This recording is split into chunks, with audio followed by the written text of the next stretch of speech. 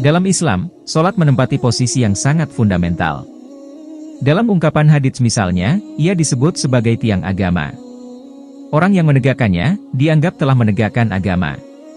Sebaliknya, yang abai dengannya dihitung sebagai peroboh atau penghancur agama.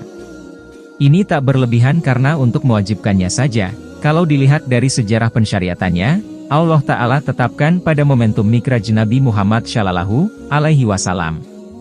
Tak hanya itu, meminjam bahasa Nabi Shallallahu Alaihi Wasallam, sholat juga sebagai neraca atau ukuran baik tidaknya hamba saat di akhirat, karena itulah pertama kali amalan yang akan dihisab di akhirat adalah masalah sholat.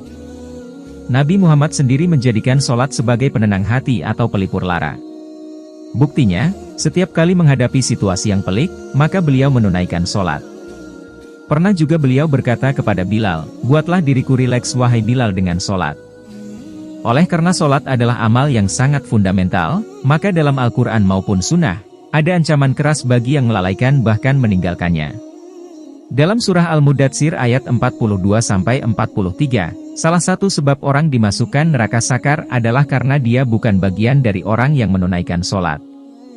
Lebih jauh dari itu, Nabi pernah bersabda bahwa batas antara hamba dengan kekufuran adalah sholat. Meski terdapat perbedaan pendapat di kalangan ulama mengenai makna kafir di sini, yang bisa membuat murtad atau tidak, tapi yang jelas kata-kata tersebut merupakan ancaman serius bagi yang meninggalkan sholat.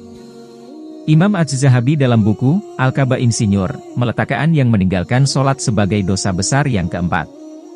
Di situ diungkap bahwa jika menurut surah Maryam ayat 59, orang yang menyia-nyiakan sholat dengan melalaikan hingga mengakhirkannya tanpa ada alasan yang dibenarkan syariat saja akan mendapat kesesatan, lantas bagaimana dengan orang meninggalkan sholat? Meminjam bahasa Al-Quran, mereka akan mendapat wail, kecelakaan, yang salah satu maknanya adalah suatu lembah di neraka jahanam. Dalam buku, Al-Haufu min Su'il Hatimah, Syekh Mahmud Al-Mashri bahkan mengemukakan fakta sejarah yang menunjukkan bahwa ancaman bahkan siksaan bagi orang yang meninggalkan sholat pun, tidak harus menunggu di akhirat, bahkan ketika dikubur pun, ada yang sudah merasakannya. Saat seorang syekh dari Kuwait duduk di masjid hendak menunggu pelaksanaan sholat Jumat, tiba-tiba beliau dipanggil seseorang. Di luar ada kejadian cukup serius. Ada pemuda yang kecelakaan lalu lintas. Anehnya, setiap kali kubur digali, selalu muncul ular besar. Bahkan, saat Syekh berusaha mengusirnya pun, tidak ada efeknya. Sampai-sampai, Syekh itu berkata, meskipun digali sampai 3 kali dan seterusnya, maka ular besar itu tetap akan muncul. Ternyata benar, semua upaya jadi sia-sia. Orang yang berusaha menguburkannya pun dibuat takut oleh ular sehingga lari tunggang langgang. Jenazah pemuda itu dililit oleh ular besar yang sedari tadi hendak diusir. Menurut kesaksian orang yang melihatnya pada waktu itu, aku sendiri mendengar remuknya tulang-tulangnya sebagaimana tulang-tulang yang patah ketika terjadi kecelakaan. Akhirnya, dengan terpaksa, jenazah pemuda itu ditimbun bersama ular.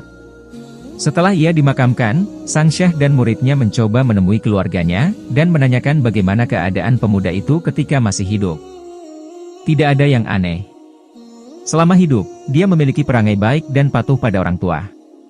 Hanya saja, ini yang sangat signifikan, kata sang ayah, ia tidak mengerjakan sholat. Lihat, betapa baik dan karakter bagus saja tidak cukup untuk selamat dari siksa, seolah tanpa sholat kebaikan hanya akan sia-sia belaka.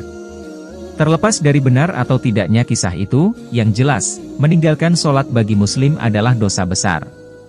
Orang cerdas, tidak akan ketinggalan momentum untuk segera memperbaiki syalatnya. Kesadarannya tidak menunggu azab tiba, keinsyafannya tak menanti siksa menimpa. Peribahasa Indonesia mengatakan, nasi sudah menjadi bubur. Tiada guna penyesalan, karena sudah terlanjur dan tak bisa diperbaiki lagi. Semoga kita bukan menjadi bagian orang yang meninggalkan sholat.